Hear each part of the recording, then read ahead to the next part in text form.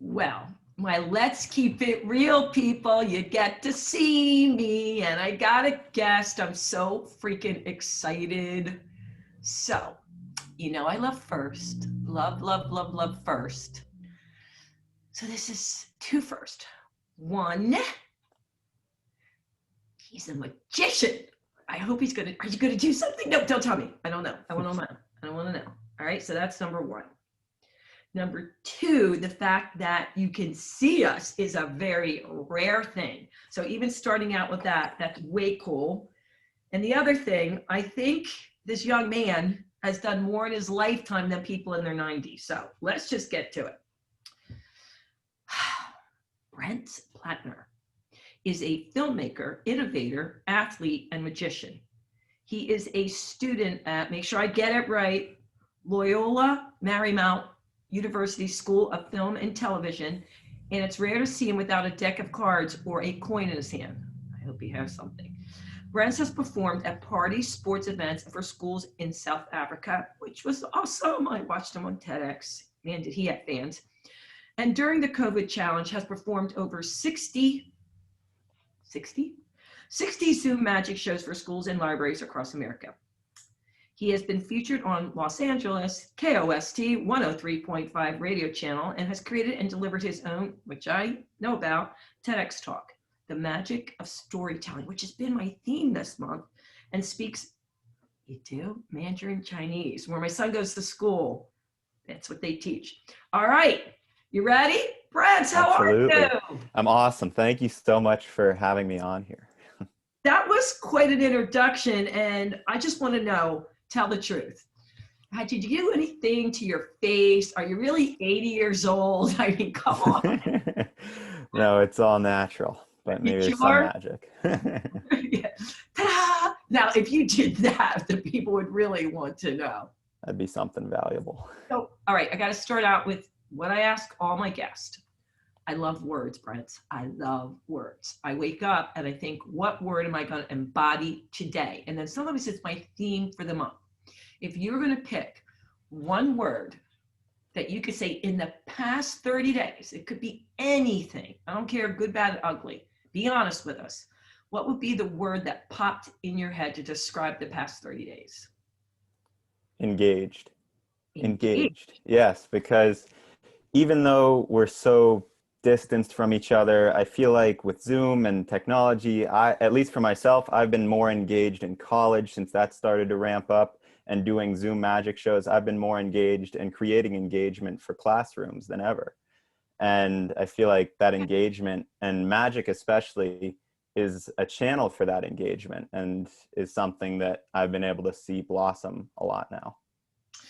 I'm so glad you said that, because I do think there was a curve, right? At first, when everything was shut down, we were like, and then we rose to the occasion. And then I felt like people were like, wait a minute, this is still here. And they went, and then fall hit and everyone said, we better get on board with this, right? Absolutely. And figure it out, right? Because you would rather be in person, but if you can't, you figured out magic on Zoom. Exactly. Right. Well, because my magic was just starting to really take off, because I was doing that TED Talk and I was doing some other booked engagements, and then COVID hit. I was going to be doing birthday parties in May. And so I ended up shifting to doing more Zoom magic shows and really creating even more engagement. Almost, it's arguable, because there's not as many distractions. You're just looking at the screens, so you can really experience that magic more personally. But you can pretend you're bringing me up on stage. Exactly. I saw you, which I love at TEDx, the fact that you brought the kids, right up on stage with you. So let me ask you this. Is it more difficult? Did you have to train yourself in a different way to do magic on Zoom? Well, so it's so interesting to think about, because as you said, I love to take people on stage and really have that personal interaction with them. And so you can't do that with COVID and socially distanced and Zoom. But since I am at a computer screen, I can have things around here, and all this little camera right here is your window into what you're seeing me do. So I can be pulling things off screen and doing, so there's actually, it's almost unlimited ways for magic with this screen and this little box that's our portal into other people's lives. You know what? I didn't think of that. You're right, because when you're on stage, we're like looking behind you, we're looking over you. All right, so let me just get to it. Are you going to do any magic tricks for us? Absolutely. I have Can a we few start out things. with one? Yeah, absolutely. I have a few things I can show you. Okay. I'll start. You've seen me do this in the TED Talk, but it's my favorite trick. It's the first trick I show. It's the first trick that almost every magician learns. But I just like to I reach out into the air, and then I can sometimes find a little red scarf.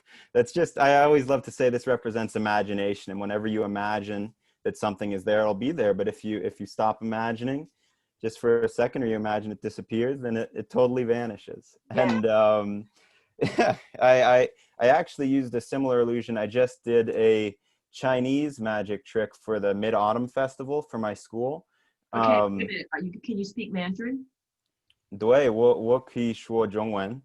Which means Uh, yes, I can speak Mandarin Chinese. I've been studying it for 7 years, and that's something that I love about magic is I've started to integrate interests with it. Like I've started to integrate my Chinese into my magic. So I made this story about the Mid-Autumn Festival that follows the story of Ho Yi, the archer, shooting down the suns. And so that's something that I think is valuable, is integrating those interests into magic.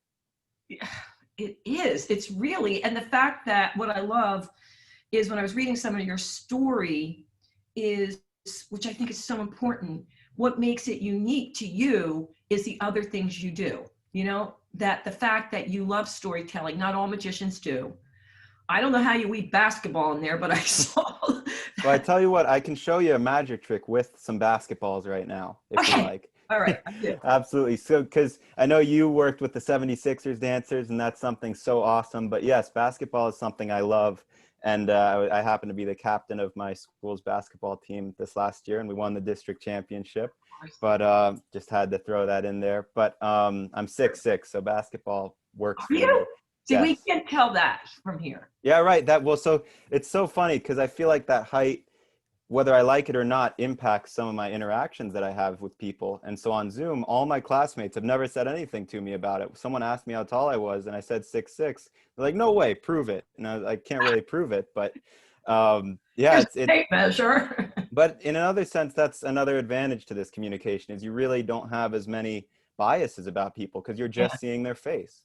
But so this basketball magic trick is something that's really special to me because I wanted to integrate, as I said, my interests with my magic. And so this is obviously not a full-size basketball, but I call it a magical multiplying basketball. It's magical, right? Because it'll disappear and come over to here, right? But then they're multiplying because I have a second one, right? But I'll put them right here just so that you can see. I got these wires here and everything, but see, I can actually make them go through my head. And then I don't know, the secret is I use a secret third ball that's invisible, that comes out right over there, but it really is invisible because it'll vanish and come down to here. And then with these 3 basketballs, we'll do it one more time, push them through the head. And believe it or not, there is really a secret 4th ball. It's invisible, and it comes right about there. By the way, if anybody is driving, I'm going to recommend you pull over. Do not watch, because everyone's sitting there going, "Where'd it go? Where'd it go?" So, all right, let's just take a pause here because I want to spread out the magic tricks. I'm like a little kid. I hope I still remember to ask you the questions because secret about me, I just love magic. I just love it. And that's such a great secret, but a lot of people have that secret. A lot of people love magic, and that childlike wonder is Yeah. something that, you know, I hope to find in people, because that's the whole goal, is to inspire that joy and wonder. Clowns creep me out a little. That's another thing, but not magic. Isn't that weird?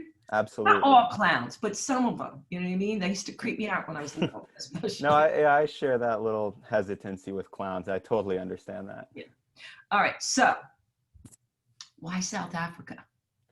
So South Africa, it was, I was invited on this trip. I met Chad Sanji, who runs Zebra Crossing Adventures, at a basketball camp. And Zebra Crossing Adventures, Chad, he's a basketball instructor, but also a social justice leader who takes every year a group of 12 leaders aged from 17, I was 17 at the time, up to people of 55 years old. And he takes that group of 12 leaders from everywhere in the US to South Africa to not only discuss social issues in America, but to also teach basketball, in my case, perform magic, and also learn from their society, learn about apartheid there and have meaningful discussions that you can't really have in our busy lives in America.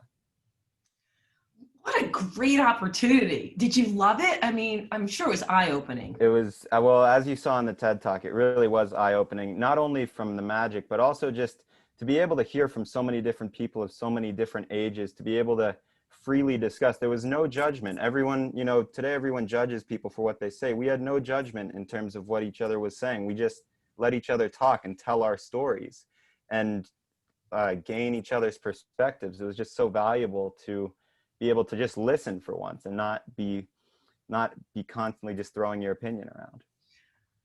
Can we go now? It's so beautiful there too. We come did back hikes November 5th or something. it is beautiful there. I didn't know that. So you think it was just your isolated group that was that way, or do you think it's that way over there? Well, no. So Chad Sanji, he's a leader and a mentor for me, he really has a gift at finding people who, as he defines it, have a growth mindset and who are open to the idea of being able to talk and being able to learn from each other. And it's something that once we go there and then come back, we can then hope to encourage others in our lives to take to that mindset and be willing to discuss things, so that not only does it spread, but it starts to take over almost. Yeah, yeah. How long were you there? 2 weeks. 2 weeks. Yes. It was, so there were about 3 or 4 days of playing basketball for 2 hours, and then I got to do a 15-minute magic show each day for the kids, and then we also got to learn some of the history of South Africa and also have so many of those conversations. Tell them about the stories they told there about the voodoo, because I think it's fascinating how you were saying we do, which is so important. The stories we tell ourselves, and you're not aware of the stories they're telling, and maybe if you listen to them, you would understand why they're thinking the way they think. Exactly, right. Because, so as you mentioned, in South Africa, there's still very strong beliefs in voodoo. And so myself, who's coming over and claiming to do magic tricks, I can't say that I'm doing actual sorcery because they'll think it's voodoo. So at the beginning, I would show them how a trick was done before I do it, because I'd say these are just tricks. These are just tricks. They're not meant to be actual magic. And so after one of my performances, these were at schools, but one of the adults came up to me and he said, "So I understand that they're tricks, right? But how did you learn the real magic?" So he thought that I was doing real magic, because the story he had told himself internally was that voodoo is real. Voodoo is completely real. And then I had done a good enough job of convincing him that I was doing real magic, even though I said they were tricks. So he still believed it was real magic, even after I told him it wasn't. Because it was so ingrained. His belief system was so ingrained in him. Exactly. All right, can we see one more trick? Absolutely. Absolutely. How many tricks do you have for us? I want to make sure I spread them out. Absolutely. I have unlimited amounts of magic tricks, but let's yes. Here, I'll grab one of these. This is my favorite. This is one of my favorites. Do you like the way I put my tea up? I'm like a kid, like a kid. It's the best. If we give a little rub, I don't know if you see it, but there's a coin there in my hand. I call it the special Zoom coin, because it looks really great on Zoom. And then we can give it a little squeeze, and it'll disappear. And then we can grab a little piece of it, and then give a rub, and it comes right back. And sometimes sometimes you can actually make it just completely disappear and then come back. It's a weird Zoom thing. I don't know. People think it's video editing, but it's real. This is the way it could be done. No editing. No editing. Yeah. Yeah, no editing, right? By the way, if you want to have guests, I do have 5 cats and a dog. They could come in and bark. I tell you, I've been trying, quarantine, I've been able to take advantage of all this time that I have with my dog. And every day when I feed him, before I let him eat his food, I always hold out a deck of cards and I say, "Here, Finn, pick a card." And so he'll lift up his paw and touch a card before I let him eat his food, just so that I'm starting to teach him. Yeah. Exactly. Well, sometimes you'll see my kittens will come in, because I have 2 little kittens, and they'll claw up and they'll go on top of my head. And it's like, ta-da! So fun. All right, one more check. All right, well, I'll keep going with the coin. So why does a coin like this fall down, Sandy? Gravity. Gravity, exactly. So if we blow on it, we can make it fall up, right? We can watch that. It's a ultra anti-gravity zoom coin. But not only can it fall up, if we take it right here, it'll actually disappear entirely. But if you look, see, here's that camera coming into play. It's behind your ear, right? If we press that little button right there, there's a button on the coin that if you press it, it'll actually make it 10 times larger. Wow. That's so cool. All right. Storytelling. So you were talking about how it does take a talent because you're telling a story. Your mouth has got to move at the same time that your hands are. I mean, Well, did you practice and practice and practice and practice endlessly, or you just always good? absolutely. No, it's hours and hours and 4 years of practice every day. After I finish my homework, I watch magic videos and I talk with magicians and I work on magic. I stand in front of the camera and I see how many times I can make that coin disappear. And it's going in front of a mirror. And as it's storytelling, it's really valuable to be able to move your mouth. For a magician especially, is just, you have to be aware of what you're doing. Because if I take this coin, right, and then I look over here, even though I put it here, if I'm looking over here, you think the coin's here. So it's all about what you're communicating externally on your body too. Because if I'm putting the coin here, because I want you to think it's here, so I give it a little weight and I look at it, and then I make it disappear. It's all about your body language, right? Because especially, what if I went here and then you can see the coin sticking out here? Then then the illusion is ruined because you're not seeing what I want you to see. I got you. Which is one of your points. We always ask our guests if there's different points.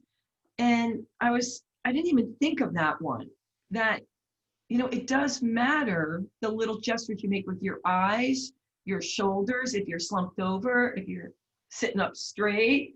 By the way, I can tell that you're tall. When you turn sideways, your body went boom. So maybe this way I can't tell, but I can tell you're 6'6" when you turn Right, your body. I'm moving around. So when you say body language, you're not just talking about with magic tricks.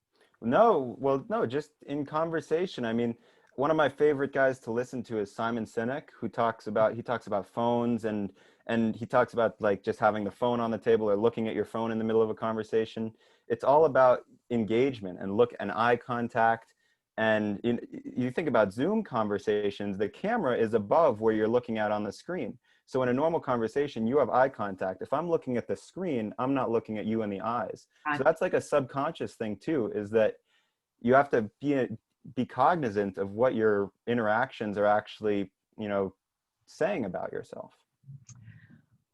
I'm so happy you said that about the phones. That's one of my little pet peeves is, I mean, I get that sometimes you have to have it because, you have kids at home or there's an important call coming in.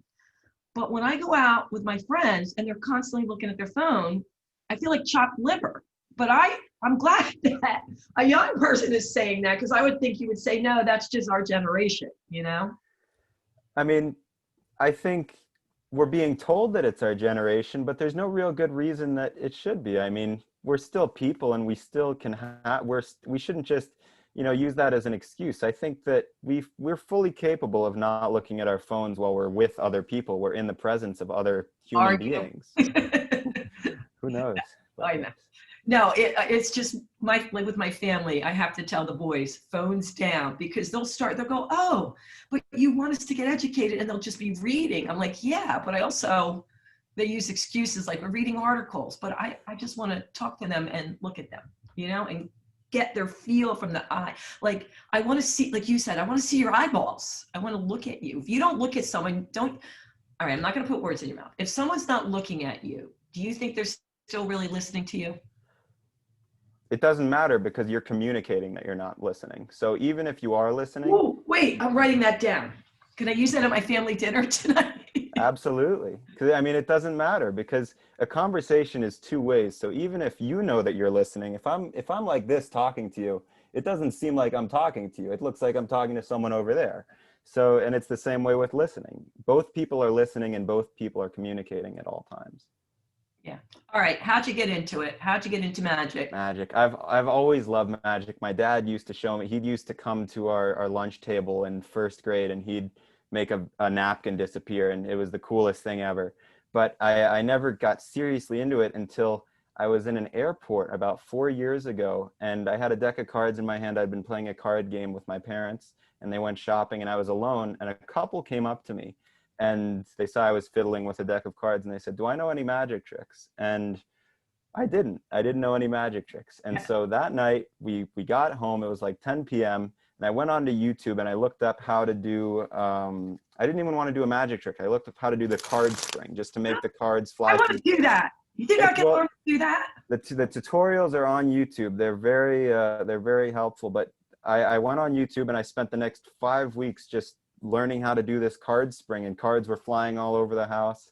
And then I started to look at magic and this ability to technically, it was directly proportional. The amount of work that I put into it was the amount of reactions and positivity that I was creating in my life. And so I was almost bit by the magic bug. I kept consuming and reading these books from the 1900s about magic. I've started to go to conventions and meet other magicians and learn from them. And it's blossomed into something beautiful, and it's something I love. So wait, your dad always did magic too? So he just did something as basic as just looky here and then looky here. That just making something disappear. But to a 4-year-old or a 5-year-old, that childlike wonder that blows your mind. Yeah. And so that kind of thing, it was ingrained in me from a really young age. And I saw also when he did it at lunch, I saw all my friends, they all thought it was the most incredible thing ever. So even though I didn't pursue it until later on at the beginning of my high school career, it was something that was always deep in my heart. Yeah. So were you like the man in high school? I mean, come on. When you were like walking down the halls and like a magnet to attract people, could have dated so it's funny. So I people would, after about maybe my sophomore year, people started to really become aware that I was a magician. And so people would ask me to do tricks. And I would love to, in the hallways, people that I wouldn't know, they'd say, hey, you do magic, right? Can you show us something? And I'd have my coin just secretly in my hand, ready to go. And I'd get ready and do a coin trick for them right in front of them. And I think that somewhat helped me win Homecoming King and do things like that. It was magic was a phenomenal thing for me in high school. So were you always so outgoing before magic? It's interesting because I was outgoing, but it was more so that I had this inert desire to tell stories. And that's where this idea of filmmaking comes in too, is I loved to, when I was young, and I still actually to this day, I love to build with Legos. I love to build things out of Legos, the building blocks. Okay. And so in middle school, I got really, really into stop motion animation and taking a picture. Are you familiar with stop motion animation? No. So stop motion animation is, imagine that this is a Lego figure, right? If I take a picture of it without my hands here, right? Yeah. And then I move it a little bit and take another picture, and then again and again and again, and put all those pictures together, it looks like this coin is moving across the screen. So I love that idea of bringing my ideas and creations to life. And so I was an outgoing person, but I wasn't overtly always trying to say, look at me and do this. Yeah. And I feel like, and I still am not that way with magic, but I just love this idea of putting work into magic and then getting results from it. I get the impression that you also like bringing joy to people. So you like putting a smile on people's face. So there's a difference between always wanting to be the center of attention and entertaining people and noticing, hey, they could be having a bad day and you'll put a smile on their face. Absolutely. Absolutely. And my mom and I and my dad, we play games sometimes when we're in public where as we're walking by, someone will like touch our ear. Can you hear that? Right. So we'll do that as we're walking by, and it's just our own little fun game to see who will react to that, who has that joy in their life that they hear that squeak and they don't ignore it. They look and they actually heard something. Yeah, and they smile. I love that idea of being able to bring happiness to people, and through no matter what, like that squeaking thing. When I used to do, when we were in person for my high school, they'd have their lower school extended day program after school. Mm-hmm. And I would do magic shows for them. And as the kids would walk in and I was getting everything set up, I'd fist bump them. and as I'd fist bump them, I'd squeak. And that was almost the most fun of the whole show for them, because then they'd fist bump me, they'd be like, oh, it squeaked, and then they'd go around fist bumping each other for like the next 10 minutes trying to figure out why that happened. Oh, okay, I have one other squeaker story, because I love the squeaker so much. We were walking on a beach somewhere, my mom and I, and there were a bunch of rocks on the beach, and they were there was just a ton of rocks, and there were these two kids looking at the rocks, just playing with them. And as my mom and I walked by them, I to my mom said, oh wow, look, there are these squeaky rocks. And I touched one and squeaked it, and the kids looked up, and their eyes widened. And so as my mom and I walked away, those kids were obsessed with trying to find the squeaky rocks, and we could see their mom walking towards them. And as we looked back, she was like, what are you guys looking for? And they're like, the squeaky rocks. And it's inspiring, that wonder and joy and fun in life is so valuable.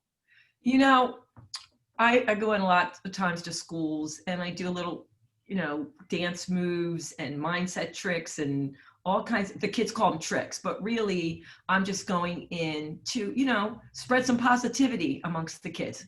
Not recently, but you inspire me to do it virtually. The first graders, they just reminded me of all the things that I love in life. The little just dancing around and being goofy, putting my glasses on backwards, wearing my glasses, and they thought it's the funniest thing, in the world.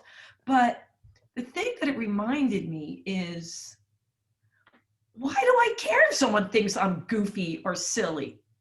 Right? Like, why do you Exactly. care?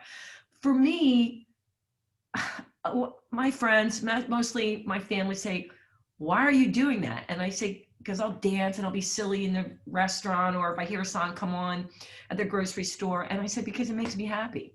And if someone's going to judge me because I'm dancing around and being goofy, I don't really care. You know what I mean? I do that same thing in the grocery store. I love dancing around to the music in there because it's fun, right? It Yeah. makes the experience so much better. Yeah. And I was thinking that because, when you say you're a kid at heart, I don't understand why people think you can't be professional and successful and also be silly and goofy. There's a time and place, obviously. Absolutely. But I just think what you're doing is so needed right now. Absolutely. Well, yeah, that's, as I was saying, magic is the perfect way to be engaged with people, and the impossibility of the illusion. It's as we've been talking about, it shouldn't even be called childlike wonder. It should just be wonder.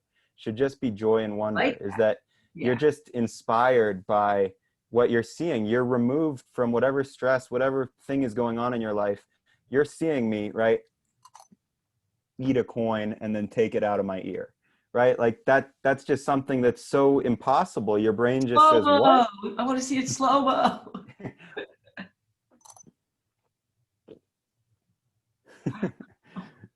That looks difficult. It's an inspiration from one of my other mentors in magic, Mickey Silver. He's called the Hands of Las Vegas. I met him at a Las Vegas magic convention, and he is an expert at coin magic, making it go through the mouth, through the ears, everything. And I saw him and I thought to myself, I want to be able to do what he's doing with that, because it does get a reaction like that. Yeah. Because eating a coin, eating is something so non-foreign to us. It's so accepted as something we know. And a coin is also, it's something we always handle. So combining those things, it's such a fun thing to be able to do, because I can have this anywhere and just pop it in there. Bring it out. Bring it out. All right. So what is the one trick you can show us through Zoom that you would say, Sandy, this is the most difficult trick The for me most right now? difficult trick right now. Oh I mean, I know gosh. that you're limited, but like what? No, I know. Let me think. I think I got a good one. It'll be a card trick, and I think we'll try it out. Okay. If it And doesn't work, so I'll say in advance, I have two tricks that I do with my phone, because I've created some tricks with my phone just because I feel like it's a modern thing. So the phone is worth using. And this one, actually, if you were here, it could use your phone, but for the sake of the trick, we'll just do it. We'll just do it with mine, because you'd have to be in person. But as I'm going through, just say stop somewhere. Stop. You like the way? Stop Yeah. right about there. Here, I'll tilt the Like camera pointed. down so Like, you I can don't see know. it Yeah. a little bit. I'll get my face in there too, but would you like card number 1, 2, or 3? I want 3. 3. Okay, perfect. So normally I'd let you, oh, let's make sure you can see it there. I have to think about where does the camera see everything, right? Yeah. But so I'll look away. You can see me look away. You got it? Hold on. Oh, might be glare. There's glare. Hold on. Here, wait, let me fix everything here. Maybe. I got the. Wait, No, don't I say can't see anything the. yet. Here. Yeah. There. Is that maybe? Yes, I got it. You I got it? Yeah. Awesome. Okay. So Woo! you have your card. All right. Nerve-wracking. So I'll try to stay in here. All This right. is the Well, this is the I see the struggle with card. Zoom magic. But so I'm going to do what's called a crazy reverse shuffle. So I'm going to take half the cards and then I'm going to mix them with the other half of the cards. But they're going to be face up into face down, right? So this is what we call in magic a mess, right? Because every single card is face up into face down. And you can see that. I don't want to be doing anything suspicious for you. No. And if you can for me, can you just say stop somewhere? Stop. Right there? Perfect. So we'll put your card in. I want you to see it's going into the middle. Slide it in. Okay. And just for fun, we'll give them one more shuffle. And I'll bring you up here a little bit more too. And we'll give them one last shuffle. And let's see here. I had to write down my card. I was so afraid I'd forget it. I appreciate that because it's much better than when people forget it. That's the worst. But let's see. Okay, so we fan the cards out. We'll fan the cards out just like this. Okay. And so you can see that it's quite a mess, right? Yes. So if you were here, I'd actually have you hold on to it. But since you're not, I'll take a picture. Okay. And I'll open up my camera app here. And you can smile even too. And let me make sure the focus will get it right. You like the way I do this? I love it. Okay, I think I got it.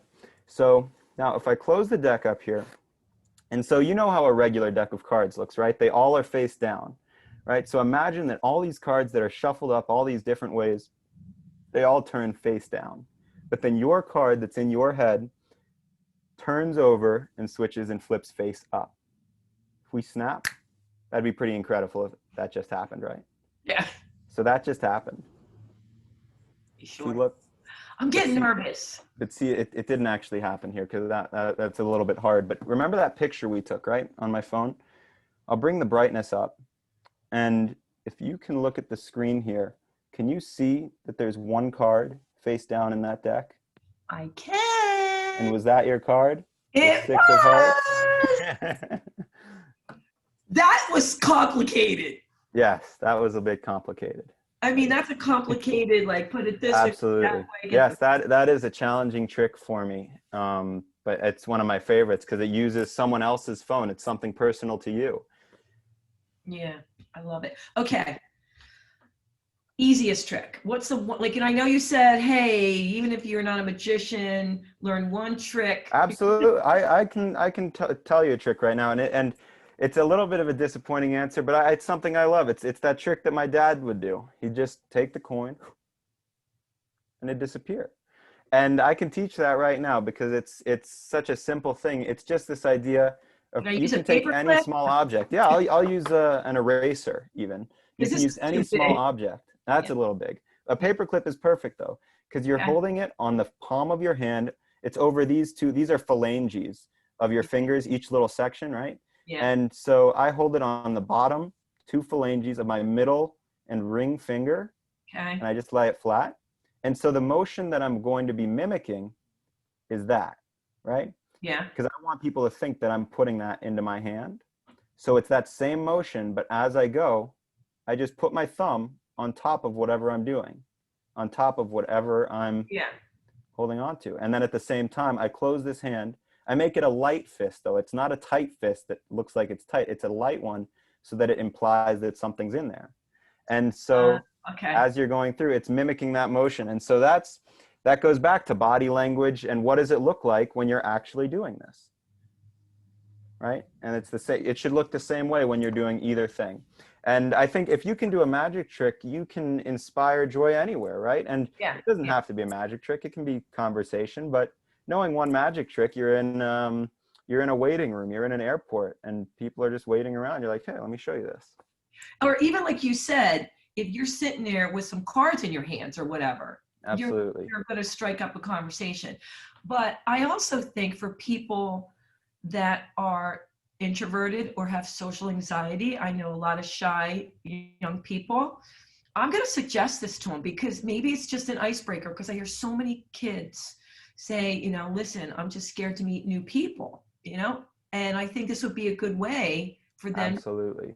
to break it, as Oh, well as entertain, kids or older people, whatever. But I definitely could see this being used in a social setting. well, that's actually exactly what David Copperfield does with, he has a magic initiative where he goes and works with, and he has people around the world that work with people who are mentally challenged or socially challenged, and Mm.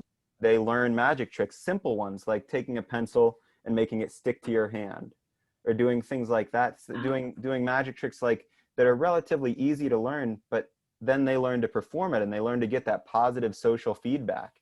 And I totally agree. Even for just someone who's introverted, is just, you can invest so much time into it, and you really see the rewards of social gratification. And just, I think inertly as humans, when we inspire joy in people, that joy is reciprocated back to us. Yeah.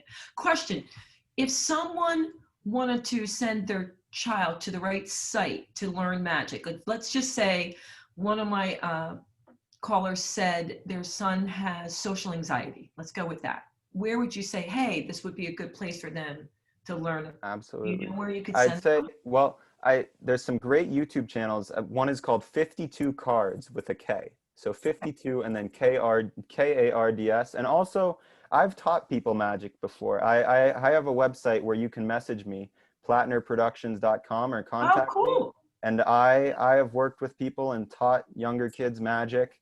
And it's a really rewarding thing to be able to learn magic. And especially, magic is so cool because there's this idea of secrets. And to be able to talk about the secrets of how things are done with another person is a really cool thing, because you get to see like that behind the curtain idea. So no matter if someone is an introvert or has social anxiety or just wants to learn magic to pick up chicks, will you teach them? Absolutely. All right. Absolutely. So that's something that you enjoy doing. Mm-hmm.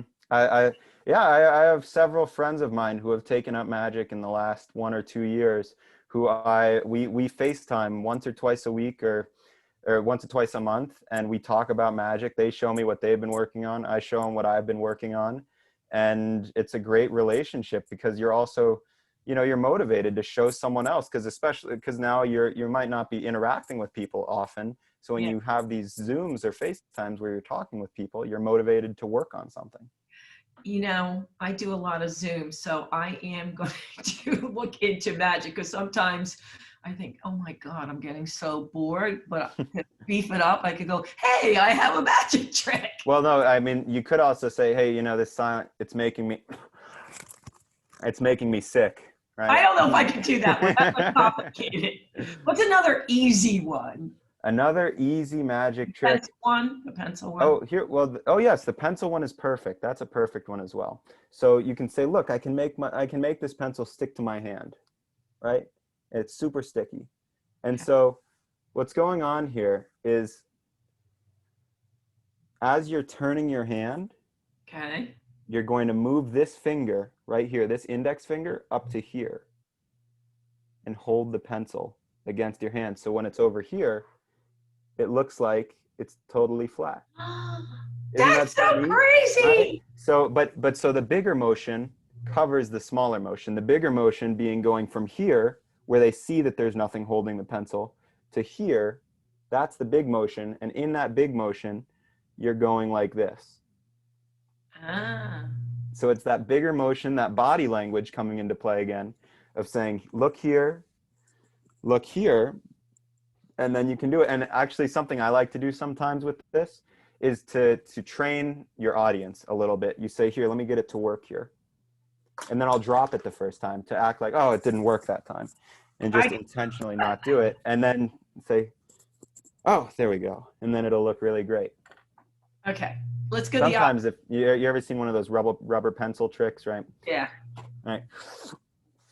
Sometimes it'll get a little bit. All right, show us another difficult one. Let's go the opposite. Another difficult one. Absolutely. I'll show you one more card Something trick. that you might not get right, like something that's really challenging. Because we Something that I like when might people not like get step right. out of their Okay, actually, yeah. I'll show you one that comes to mind. Okay. So again, it'll be another pick a card trick. And it's so funny. People tell themselves these stories, right? When I go like this and say, pick a card, people say, oh, I've seen this one before. And you know nothing about what's going to happen. When you choose the card, you don't know what I'm going to do with it. And people already are like, oh yeah, I've seen this one before. So it's funny that people tell themselves that story. But Oh, anyways, no. Yeah, just what stories do you tell and do they serve you well? Oh, exactly. that rhymed. I like that. That was a poet and you don't know it. But just say stop somewhere as I'm going through. Stop. Right there. Okay, so would you like card 1, 2, or 3? I do this just to make sure it's fair. I want to go with 3 again. 3 again. Okay, so I'll turn away. Look at your card. You got it? Yep, this one I got. This one you got. Okay. So we'll let it go into the middle. And if you were here, I'd have you cut the cards into 3 packs, just like this. Okay, and we'll move everything aside here. So 3 packs of cards. Okay. And I'm going to show you some cards. Don't say anything about them, though. I'm going to just put them down. So we have the 9 of diamonds, the 2 of diamonds, Okay. right? And the King of clubs. Okay, so all pretty different cards. And then we have the top card, which is the 7 of spades. Okay, now this is a tough trick. So you're going to name a card, or name a number, and name a number 1 through 10. And that number is going to be the number of cards that your card is in the deck. So name a number 1 through 10. 9. 9. Okay. So 1, 2, 3, 4, 5, 6, 7, 8, and 9. What was your card? King of clubs. The king. Oh. So I put it into my hand here. Out there. Well, I was getting nervous that you were getting it wrong. And so that's another thing, right? Is that people are cognizant of that possibility that the magician is a human and they have that ability to mess up. And so when you can engage that story that they're telling themselves and make them think even for a second that you messed up, they immediately become more invested in you. They immediately become more invested in that trick when you get it right, because it's a compounding effect. So that's another one of my favorite tricks. Yeah, that was good because when I saw that card the whole time, I'm like, oh crap, I'm not editing this. What am I going to do? But it was all right because I said, give me a difficult one. Well, and so sometimes it's been a challenge because some people will lie to me about their card because they feel so bad that they think I got it wrong, and they feel so bad that they'll actually lie about what their card was because they don't want me to be wrong. You know what? I could see me doing that. I could see me doing that. So you're in school for filmmaking. Where do you want to go with the magic? Is it like the side gig? Are you combining? Like, where do you want to go? Well, so in my screenwriting class, my screenwriting professor, Justin Winters, he always talks to me about how, I can use that magic for filmmaking because I have this perspective of a magician, and I can tell some really powerful stories about magicians. So I have ideas in my head about some different magician movies that I'm working on, and they're still fledgling ideas, but they're things that I want to do. And then magic, it's always going to be a part of me. Even when I'm a grandpa and I'm showing my grandchildren magic tricks, that's going to be something so fun for me because it connects people. Yeah. So what kind of films do you want to make? I want to tell stories that engage people, and I want to do things that I like action, and I like adventure, and I like this idea of subverting expectations. I love stories like I don't know if you saw the movie Parasite or The Prestige. Both of those are. I did see Parasite. Yes. Mm-hmm. Right. Yeah. It's a creepy movie, but what I love that Bong So Joon-ho. well done. So well done. Yes, what he does so well is subvert your expectations and beautifully combine cinematographic elements along with lighting everything else to make this really powerful story. And that's the kind of film I want to make. Because I have an affinity for any kind of story. I love any kind of story. So it's not as much thinking about what kind of story, as long as I'm passionate about it and it's combining all those technical aspects of the film to create a perception for the audience that really engages them. Okay. All right. Are you ready for rapid fire? Rapid fire, absolutely. Rapid fire is when I ask you just random questions. Like, what's your favorite food? Hamburgers. What's your favorite color? Aqua.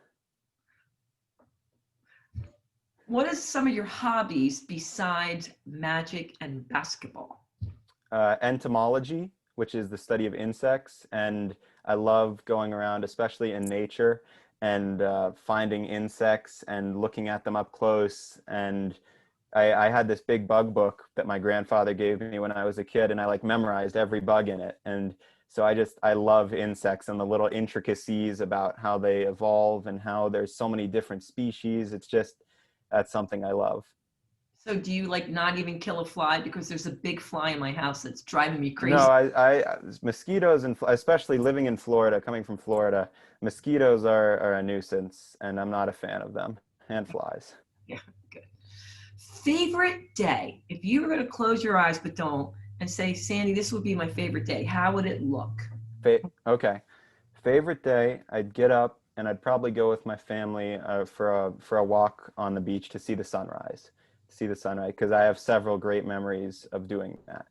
And I mean, my favorite day would have to involve some kind of interaction with my friends, people that mean something to me, and my family, because that's what I love. I love human interaction. I love interacting with people that I love and that love is generated between. So it's not as much about what we do. It's more about the time we're spending together and the interactions we're having.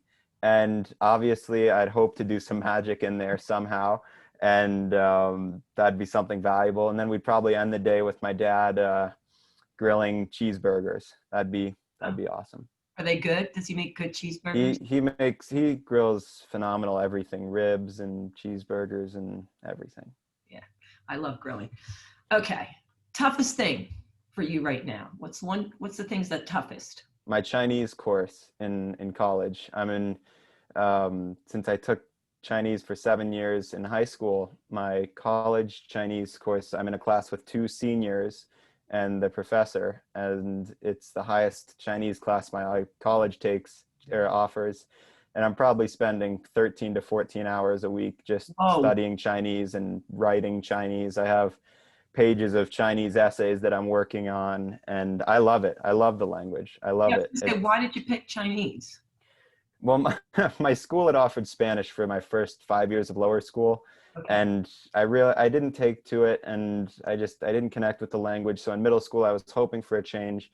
My school offered French and Chinese just seemed so obscure and interesting and appealing. And so I took up Chinese. And so I took it in middle school and high school, and I really started to generate a love for it, even though it's like memorizing each individual character with a meaning for the word and then learning the tonalities.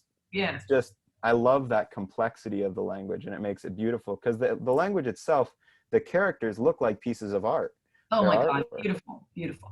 My son's school's the same thing. Like the 2 languages they offer is French and Chinese. Why those 2? I have no idea. Yeah, I don't know, but I'm so thankful that they offered Chinese, because I've had phenomenal Chinese teachers over the years that have helped me with designing these magic tricks and writing scripts for these magic tricks in Chinese, and it's a very big part of my life. Okay, what's one thing you could tell us that people might not know about you that you don't mind sharing? Okay, I got it. Now that's a great question. And I have to think about now and then I come up with a few. No, you've had phenomenal questions the whole time. And no, I'm kidding. I mean, I love to be, everything that I could think of saying is something that people know about me. I mean, I love being emotionally engaged. I mean, I cry at the end of Pixar movies. Okay, well, maybe your friends know, but we don't know. Yeah, So no, the Pixar animated movies, I have so many connections to Monsters Incorporated and Finding Nemo and all of them. And I love to, allow myself to engage emotionally and, cry at the end of a movie like that. Because by stifling it, you're really not allowing yourself to fully experience it. And yeah, I mean, I don't know. I don't know if I strikes people as someone who is going to cry at the end of Pixar movies, but I love to. no, so that's something we wouldn't So know. And that's I'm maybe so that's glad you something you said wouldn't that know. because I was just having this huge debate with this man who was saying there was no need for crying. I was watching something and this guy was like, I was getting tears in my eyes at a commercial. And this dude says to me, "What? Why are you crying? Like, that doesn't warrant crying." And I'm thinking, what are you talking about? Like, But you don't, yeah, you don't have to that be just sad to cry, like, absolutely. Well, yeah, and I think I get that from my mom too, because she's one of the most emotionally engaged people I know, mhm. and she's always been someone who she'll cry when she is emotionally stimulated, just like I will. And it's not like I'm going everywhere crying, but I get it. but when when there's something that's reaction worthy, I'm not afraid to show that. It's like you said, who cares what people think? Who cares if you're dancing in the supermarket? Who cares if you're crying at the end of the movie? It's your experience. You're experiencing your own human life, and so why not make the most of it? Yeah, that's a good point. Especially now when you're going in the grocery stores and you can get the heebie-jeebies, right? Because you have to wear the mask and you have to be. When I hear a favorite song come on, I love Trader Joe's. I just Oh, yep. I Trader love Joe's. here the atmosphere is so cool and laid back. I just want to dance, because I feel like we need it because we're all so nervous. Oh, did I get so close to you? You know what I mean? Like, Well, and so, and another thing just about dancing, that my friend Chad Sanji, who I mentioned earlier, he taught me, he had researched that, if you dance, it's been scientifically proven that if you dance for 5 minutes a day, you're shown to have a better mental health. If you just allow yourself to dance for 5 minutes a day. did And you look me up and know that's one of the things come on. no, I swear I did look up that you were the 76ers, that you helped with them, but I did not look that up. I So did that's not. one of the things I talk about in my books is that, people say, oh, I want to move and I should exercise for an hour. And I always say, just freaking start a movement, just dance for 5 minutes a day. But I don't have the scientific data on that. So I'm going to look that up because I have to look up what your friend said, because Yes. I always said, there's a Megan Trainor song that I play all the time when I mountain bike a lot. And it says, it's about, I feel better when I'm dancing. And I did that on TikTok, by the way. I was just like, yes, I did TikTok. I'm not embarrassed. But that song just makes me smile. And I think I always feel better. Do you know where I can find that study? I got to write down that guy's. I'll have to email you after and tell you. But yeah, no, I like, even like, especially at home when I wash the dishes every day, and I'll have my Alexa play the soundtrack from the musical Hamilton. I love to just listen Oh, to yeah. those songs, and I'll just be dancing around listening to those while I'm doing the dishes and while No, I'm is doing your folding family like laundry. that too? Is your family like that kind of family? Yeah. Yes, Yeah. absolutely. Yeah. So, We love to just have fun. yeah. We have to wrap it up soon. Can you show us one more magic trick? Absolutely. I can show you one more magic trick. One of your favorites. One of my favorites. I know you This have a is, lot of favorites. I do, I do. But this is here. I'll show you this is actually this is one of my dad's favorites too, because he always, because my parents, they've developed a relationship with me, and they're used to me doing magic for people. And sometimes they get excited. They're like, oh, do this trick, do this trick. And this is the trick that my dad always asked me to do. It's called the 2-coin trick. It uses 2 coins. This is a silver American half dollar, and this is a copper English penny. I think those are different enough for you to see. Mm-hmm. And so it's the 2-coin trick. It uses 2 coins, copper English penny, silver American half dollar. If I take this half dollar and I'll put it over to the side, right? Nothing left. Which coin is left? I don't know. Well, just going off of the knowledge that you've seen, which coin is left? I mean, I was watching your mouth and like, I didn't even see that. Like, Okay, so I take the silver and a out and I glare, put I it. couldn't tell. I swear to you, I'm like, wait a minute. I was looking you in the eyes and then I didn't see the coin. All right, do it again. One more time. Do Okay. over. So I'm taking the silver coin out. Okay, and remember, there's a copper and silver coin. Putting the silver, so the copper one's left. Gotcha. Okay, so the copper one's left along with the silver because it's a 2-coin trick, right? It uses, so it uses 2 coins. So this time I'll let you watch a little. I might have done it a little quick too. No, So, I was watching your eyes. Like, okay, so a silver coin and a copper coin, right? And I'm going to take the copper coin out, I see that. Now put I'm it down. So which coin is left? silver one's down. Right, the silver along with the copper because it's a 2-coin trick that uses I 2 love coins, that. right? a copper and a silver. Some people think they're weird coins or something. So, I mean, if you were here, you could feel them. I'll take the silver coin, put it away, and I have the copper coin right here. Which coin is left? Come on. Silver and copper now. Come on. The silver and copper. Well, you got it. It's a 2-coin trick, right? And I guess we'll try it one more time, just for the sake of it. We'll take it out here. All right, we got the copper. Copper, So which left. coin is left? Silver. Silver, and just the silver? Well, no, they're both going to be in there. Right. So it's a 2-coin trick, but remember the story you told yourself is that it's a 2-coin trick, but Well, the I story told I'm myself telling that because you it's been that way. Oh. is that there's nothing. Ta-da! By the way, I'm like the best audience because, you know, some people sit there and pick apart tricks or try. I just want to enjoy it. Like I get lost in it. Well, and so that's one of my philosophies on magic too, is that if someone's going to stand there and try to figure out what I'm doing, they're more than welcome to do that because they're getting joy out of that. They're getting fun out of trying to figure out what I'm doing. But I'd much rather, obviously, have someone like who is really engaged and loving it and just getting their mind blown. But if they're still enjoying watching me do magic and trying to figure out what I'm doing with my hands, I love that. Yeah. Brence, this has been so much fun. I love this. I'm going to have to do more things where we can see people. It's been a joy. But before we go, where can they reach you? How can they reach you? Is there anything we didn't get in that you want to say? PlatnerProductions.com. That's Brence Platner. So Platner and then productions, like a movie production. .com, and that's my website where you can contact me for booking magic. I've been doing Zoom classroom magic shows for schools across the US. Cool. And eventually when the world opens back up, I'll be doing magic in person. And my YouTube channel, which you can find on the website, is Platner Productions as well, and I post magic videos as well as some of my films I've created and some of my basketball videos too. Cool. And my Instagram at Brence Platner is where I perform magic. I post little fun magic videos and other updates about my life. Cool. Is there anything we didn't get in that you want to talk about? I mean, we really covered a lot, and I thank you so much for having me on here again because I really appreciate what you do, and I appreciated being able to talk with you. Yeah, it's fun. All right, my Let's Keep It Real people.